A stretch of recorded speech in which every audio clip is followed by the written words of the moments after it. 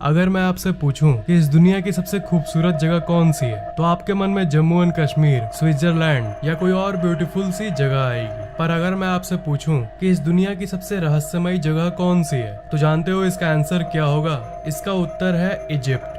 आज से करीब 4000 साल पहले इजिप्शियन लोग इजिप्ट में राज करते थे। ये लोग अपने समय में बहुत ही सुंदर कलाकृतियों का निर्माण किए थे, पर इन कलाकृतियों के साथ साथ ये कई रहस्यों को भी पीछे छोड़ गए। एलियंस का होना, पिरामिड का आसमान के तारों से अलाइनमेंट, पिरामिड के अंदर एक नेचुरल एसी होना जो कि टेम्परेचर को 20 डिग्री रखती है, ये सब ऐसी चीजें हैं जो आज भी वैज्ञानिकों को चैन की नींद नहीं सोने देती। सबसे बड़ा रहस्य ये है कि ये लोग ऐसी स्ट्रक्चर्स को कैसे बिल्ड कर लिए, और ऐसी स्ट्रक्चर्स मतलब यहाँ सिर्फ पिरामिड ही नहीं बल्कि और भी बहुत सारे अनबिलीवेबल स्ट्रक्चर्स के बारे में भी बात हो रही है। क्या इन स्ट्रक्चर्स को अकेले ही इन लोगों ने बनाया है, या फिर पिरामिड्स?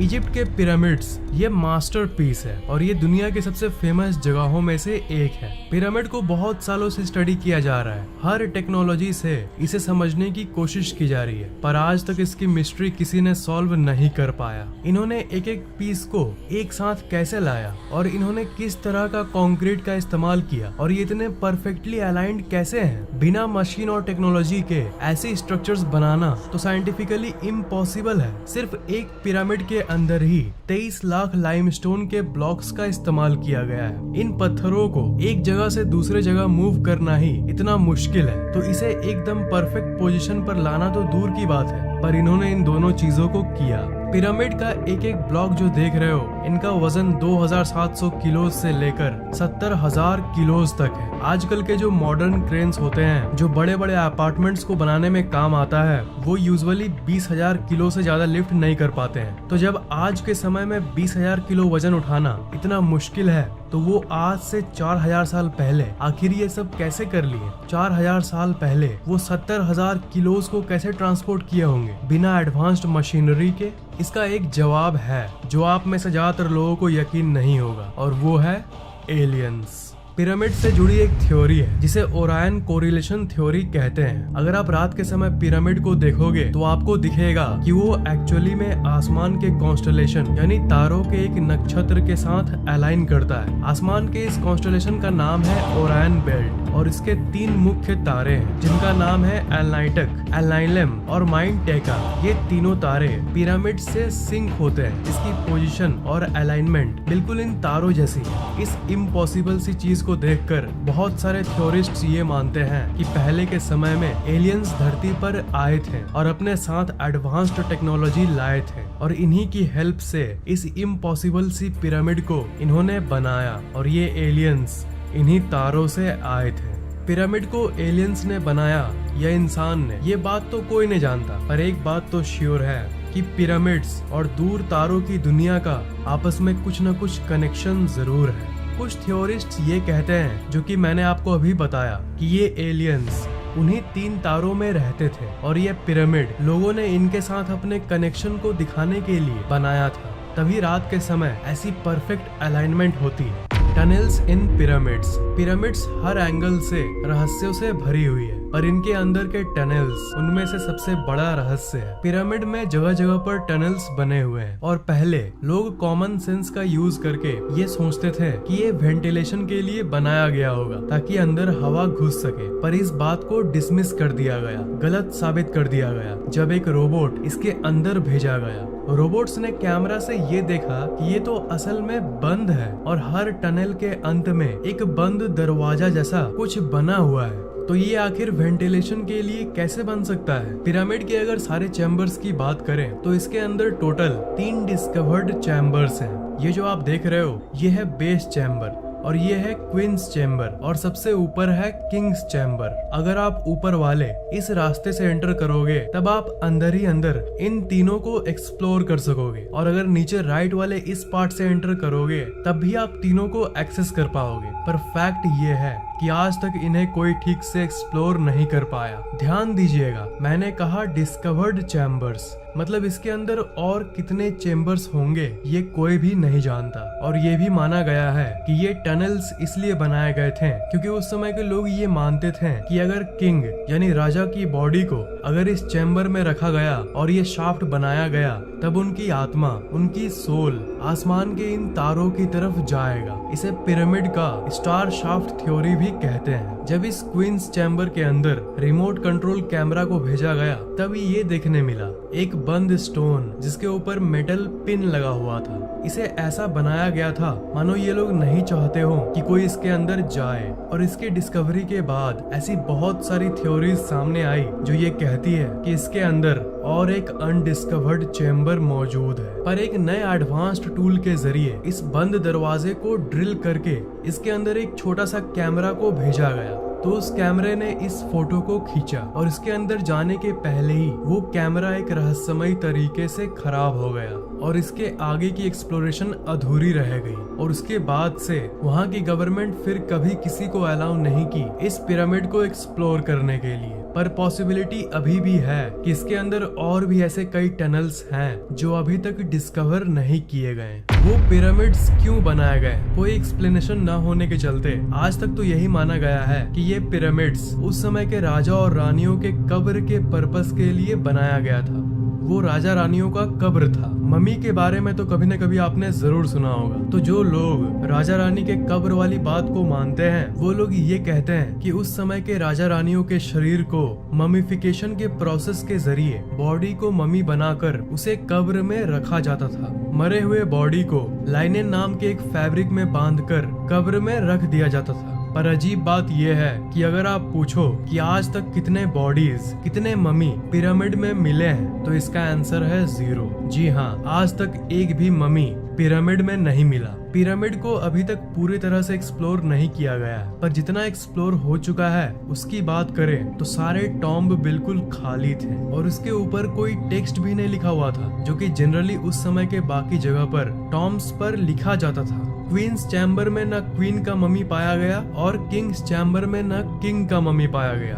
तो इस सब को देखकर थ्योरिस्ट्स ये कंक्लूजन निकालते हैं कि पिरामिड शायद इसके लिए नहीं बनाया गया था। मे बी ये किसी और कारण के लिए बनाया गया होगा। और इसी सब के चलते ज्यादातर विचारक ये मानते हैं कि ये किसी एलियन के वजह और उनके पर्पस के लिए बनाया गया था और शायद ये एक तरह का पावर प्लांट था। पिरामिड इतने परफेक्ट कैसे हैं? क्या आपको पता है कि इस पूरी दुनिया की मैप को अगर आप लो और अगर सेंटर का पता लगाओ तो सेंटर कौन सा होगा? अमेजिंगली इस पूरी धरती का जियोग्राफिकल सेंटर वही जगह है जहाँ पर ये पिरामिड्स हैं। हाँ श्योर, ये कंप्लीट कोइंसिडेंस यानी इत्तेफाक भी हो सकता है, पर ये मत भूलिए कि ये पिरामिड्स उस समय बनाए गए थे जब इंसानों को धरती के बारे में कुछ नहीं पता था। उस समय तो ये भी डिस्कवरी नहीं हुई थी कि धरती गोल है। जैसा कि आपको पता ही होगा, पहले के लोग ये मानते थे कि अर्थ फ्लैट है। तब उस समय ये लोग आखिर अर्थ के सेंटर को कैसे ढूंढ लिए? और एक चौंका देने वाली बात ये है कि इस पिरामिड का एक पार्ट एकदम नॉर्थ पोल के अलाइनमेंट में है। अगर इसके सेंटर से एक एरो निकाले तो वो सीधा नॉर्थ पोल पर जाके मिलेगी। बस कुछ किलोमीटर का सिर्फ थोड़ा सा ही फर्क है। पर आपको ये जान के हैरानी होगी कि आज से 4000 साल पहले लैंड मास जो था उसकी पोजीशन एक्चुअली थोड़ी सी चेंज हो गई है और टेक्टोनिक प्लेट्स हिल गए हैं। इसलिए जो थोड़ी सी फर्क है वो भी सालों के धरती की स्ट्रक्चर बदलने के चलते हुई है, जो कि नेचुरली होते रहती है। नहीं तो उस समय 4000 साल पहले ये परफेक्टली अलाइंड था नॉर्थ पोल के तरफ। पिरामिड स्टोन्स, आपको क्या पता है कि जिन पत्थरों से पिरामिड बनाया गया था वो किसी आम पत्थर से लाखों गुना ज्यादा मजबूत है। और साइंटिस्ट्स इस पत्थर को बहुत एनालाइज किए हैं। और क्या आपको यकीन होगा कि साइंटिस्ट्स को आज तक नहीं पता चला कि एग्जैक्टली ये है क्या?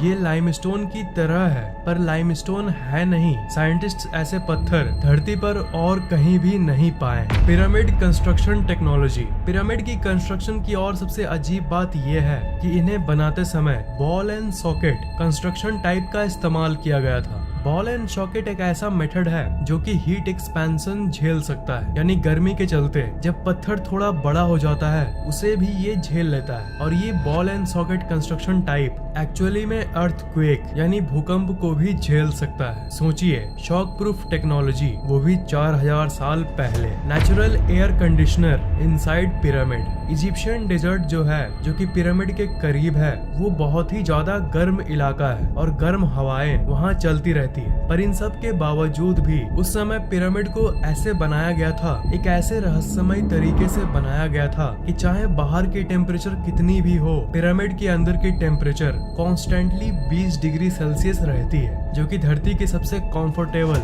और एवरेज टेम्परेचर है। इसे आप 4000 साल पहले की नेचुरल एसी यानी एयर कंडीशनर भी कह सकते हो। तो क्या ये सब facts, natural AC, earthquake resistant buildings, Orion star alignment, north pole direction without compass, क्या ये सब महज इत्तेफाक है या फिर सच में इसके पीछे किसी इंटेलिजेंट प्राणियों का हाथ है, जिन्हें इतना नॉलेज था इस दुनिया के बारे में जितना हमें आज भी नहीं है? थ्योरिस्ट्स का ये मानना है कि ये नॉलेज उन इजिप्शियन लोगों को एलियंस ने ही दिया था।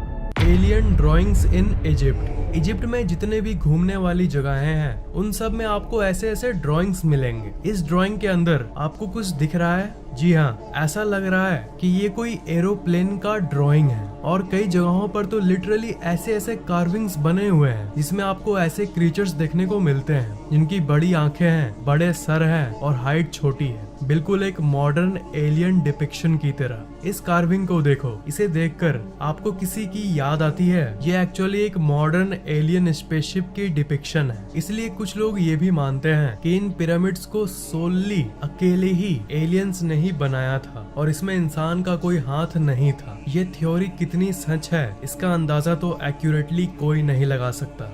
पिरामिड और तारों का जो सिंक की बात की हमने, उसको और गहराई से देखें तो ये पता चलता है कि बिना एरियल व्यू के, यानी बिना ऊपर से देखे, ऐसी परफेक्टली अलाइंड स्ट्रक्चर्स नहीं बनाया जा सकता। सिर्फ ऊपर से एरियल व्यू की हेल्प से इसकी पोजीशन को कंसीडर किया जा सकता था। और 4000 साल पहले तो ड्रोन और हेलीकॉप्टर्स भी नहीं थे, तो आखिर ये जमीन पर बैठकर ही अलाइन कैसे कर लिए? सिर्फ दूसरे प्लैनेट्स के प्राणी ही ये सब कर सकते थे। सिर्फ एलियंस ही एरियल व्यू पता कर सकते थे ऊपर से अपने स्पेसशिप की हेल्प से। Amazing sun alignment of pyramids. हर साल 21 जून को समर सोल्स्टिस होता है, यानी सबसे बड़ा दिन और सबसे छोटा रात वाला डे। इस दिन अगर आप शाम को ग्रेट पिरामिड को व्यू करोगे तो वो कुछ ऐसा दिखेगा। पिरामिड के ठीक सेंटर में उस शेर के ठीक ऊपर से ऐसा सूरज का व्यू। तो ये सब को मद्देनजर रखते हुए, इतनी कैलकुलेशंस करते हुए, आखिर वो लोग कैसे जानते थे? एक चीज इत्तेफाक हो सकता है, पर ये स्ट्रक्चर्स इतनी सारी इत्तेफाक अपने अंदर रखती है कि इसे हम इत्तेफाक नहीं कह सकते। यह श्योरली बनी बनाई योजना थी। तो इसलिए ज्यादातर थ्योरीज ये कहती है कि उस समय दूसरे दुनिया के एलियंस ही इतने कॉम्प्लेक्स कैलकुलेशंस कर सकते थे। उनके पास ऐसी नॉलेज और ऐसी टूल्स थी जो आज के आधुनिक साइंस के पास भी नहीं है। डैंडेरा लाइट। इजिप्ट में एक डैंडेरा नाम की जगह है। वहाँ पर एक टेम्पल यानी मंदिर है जिसका नाम है डैंडेरा लाइट कॉम्प्लेक्स। इजिप्ट में रहने वाले लोगों ने इस टेम्पल को अपने एक भगवान के लिए बनाया था जिनका नाम था हैथोर। और ये मंदिर इजिप्ट के सबसे रहस्यमय मंदिरों में से एक है। इस मंदिर के मैप को देखो, यहाँ पर आप एंट्रेंस को देख सकते हो। तो इस मंदिर का आधा पार्ट पहले सैंड से ढका हुआ था, पर 1850 के आसपास इस कॉम्प्लेक्स को पूरी तरह से साफ कर दिया गया और उसके अंदर से बहुत सारे दफन हुए राज सामने आए। जब उस एंशिएंट रूम को पूरी तरह से क्लीन कर दिया गया, तब साइंटिस्ट्स को ये देखने मिला एक ऐसा आर्ट जो कि बहुत अलग था और पूरे इजिप्ट में सिर्फ इसी मंदिर के अंदर ऐसा कुछ कला देखने मिला। इसे डैंडेरा लाइट कहते हैं। दीवार पर ये जो ड्राइंग जो इजिप्शियंस ने बनाई है, ये सवाल खड़ा करती है कि इजिप्शियन लोग भला कितने एडवांस थे। इस इमेज को अगर आप ध्यान से देखोगे तो ये आपको एक लाइट बल्ब जैसा कुछ दिखेगा। ये मत भूलिएगा कि हम 4000 साल पहले की बात कर रहे हैं। इस इमेज को देखकर थ्योरिस्ट्स ये कहते हैं कि एंशिएंट इजिप्ट में इलेक्ट्रिसिटी यानी बिजली एग्जिस्ट करता था। और 4000 साल पहले इन्हें इलेक्ट्रिसिटी टाइम ट्रैवलर्स यानी समय यात्रियों ने या फिर पहले के एंशिएंट एलियंस ने दिया था। और थ्योरीज का ये कहना है कि ये लाइट बल्ब वो चीज है जो रात के समय इन्हें पिरामिड और बाकी स्ट्रक्चर्स बनाने में हेल्प करती थी। एक बल्ब होती है जिसे क्रूक्स ट्यूब कहते हैं। अगर आप इस इमेज पर आज के एक मॉडर्न क्रूक्स ट्यूब से कंपेयर करोगे तो ये कुछ ऐसा दिखेगा। इस बल्ब के अंदर जो फिलामेंट है उसे इजिप्शियंस ने एक सांप से दर्शाया है और इसके एंड में इस जगह एक लोटस फूल बना हुआ है जो कि एक मॉडर्न सॉकेट को दर्शाता है जो कि असली बल्ब में होता है। और नीचे एक वायर तार आ रही है जो कि एक बॉक्स में लगी हुई है जहाँ से बिजली आ रही है। और ये जो इंसान है ये एक डेंजरस सा टूल लिया हुआ है जो कि ये दर्शाता है कि ये बल्ब आपके लिए जानलेवा हो सकता है अगर आप इसे सही से इस्तेमाल न करो। सही से इस्तेमाल नहीं किया गया तो आपको करंट मार सकता है, आपको शॉक लग सकती है। स्विट्जरलैंड में एक मिस्ट्री पार्क है, वहाँ पर बिल्कुल इसी चीज का एक मॉडल रखा गया है। तो इस फोटो से आप अंदाजा लगा सकते हो कि उस समय की लाइट बल्ब वाली बात अगर सही है तो वो कैसी दिखती होगी। 4000 साल पहले लाइट बल्ब, टेक्नोलॉजी और electricity, it's really shocking. The great sphinx pyramid के बारे में आपने स्कूल में जरूर पढ़ा होगा या उसकी फोटो को एक न एक बार जरूर देखा होगा। तब ज्यादातर पिरामिड के पिक्चर्स में आप इसको जरूर देखते होंगे। इसे द ग्रेट स्फिनिक्स कहते हैं। ये एक ऐसा स्ट्रक्चर है जिसका चेहरा तो इंसान का है पर शरीर इंसान का नहीं है, किसी तरह का एलियन म्यूटेंट क्रिएचर जैसा। ये सिर्फ पिरामिड रीजन का ही नहीं बल्कि पूरे इजिप्ट का सबसे रहस्यमय स्ट्रक्चर है। इतने मॉडर्न रिसर्च के बाद भी आज तक कोई नहीं जानता कि ये एग्जैक्टली किस लिए बनाया गया था। ये इतिहास की सबसे बड़ी स्टैचूज में से एक है। अगर इसकी लंबाई की बात करें तो ये 73.5 मीटर लंबा है और इसकी ऊपर की हाइट है 20 मीटर। और आपको यकीन नहीं होगा कि ये पार्ट पार्ट करके नहीं बनाया गया, ये एक ही बड़े लाइमस्टोन के पीस को लेकर उसे इस शेप में डाला गया है। इसलिए इसे दुनिया की सबसे लार्जेस्ट सिंगल स्टोन स्टैचूज के लिस्ट में रखा गया है। हजारों सालों से ये स्टैचू सैंड के नीचे ढका हुआ था पर साल 1900 के बाद इसके ऊपर की सैंड को हटा दिया गया और तब इस दुनिया के सामने पहली बार इसकी पूरी स्ट्रक्चर सामने आई। थ्योरिस्ट का ये मानना है कि ये एक सुंदर सा स्टैचू हुआ करता था पर हजारों सालों के अंदर इसमें बहुत चेंजेस यानी बदलाव आ गए हैं। थ्योरीज के हिसाब से आज से 4000 साल पहले ये कुछ ऐसा दिखता होगा। ये ऊपर से जितना रहस्यमय है वो तो कुछ भी नहीं है, असल मिस्ट्री तो इसके नीचे अंडरग्राउंड में है। शुरू में ग्राउंड रेडार से ये पता चला कि इसके अंदर 2 कैविटीज है यानी 2 खाली जगहें हैं। ये बिल्कुल आजकल की मॉडर्न शहर की अंडरग्राउंड सिस्टम जैसा है। साल 1995 में जो वर्कर इस चीज को रेनोवेट कर रहे थे उन्होंने एक्सीडेंटली बहुत सारे टनल्स को डिस्कवर किया। उनमें से 2 टनल्स सीधा सीधा इस स्टैचू के नीचे जा रही थी। ये सब डिस्कवरी हमें ये बताता है कि इसके नीचे एक पूरी की पूरी दुनिया छिपी हुई है जो कि आज तक अनदेखा है। आज भी पिरामिड्स को एक्सप्लोर करना बाकी है और कोई भी फर्दर रिसर्च जैसे ही होगी पिरामिड्स के ऊपर कोई ममी मिलेगा या फिर कोई और रहस्यमय टनल मिलेगा उसकी अपडेट मैं आपको न्यू वीडियो में जरूर दूंगा। आपको ये वीडियो कैसा लगा नीचे कमेंट जरूर करना, वीडियो को लाइक और शेयर करना और अगर आपने अभी तक सब्सक्राइब नहीं किया है तो सब्सक्राइब जरूर कर लेना।